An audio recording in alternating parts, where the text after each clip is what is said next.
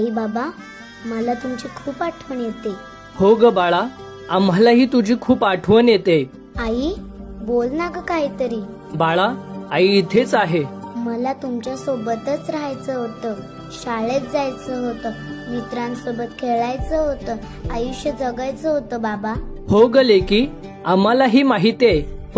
पण काय बाबा, मी काही चूक केली का? मला एवढी मोठी शिक्षा का मिळाली? नाही ग बाळा, तू काहीच चूक केली नाहीस. चूक त्या राक्षसाची होती, त्या वाईट माणसाची होती. मग बाबा, मला आता तरी न्याय मिळेल का? मिळेल ग बाळा, नक्की मिळेल. तुझ्यासाठी, तुझ्या आईबाबांसाठी आणि तुझ्यासारख्या अजून कुणावरही असा अन्याय होऊ नये म्हणून न्याय मिळेपर्यंत आम्ही थांबणार नाही. आज आपल्या सोबत संपूर्ण महाराष्ट्र उभा आहे बाळा. जीव तुझ्या पायी रमानसा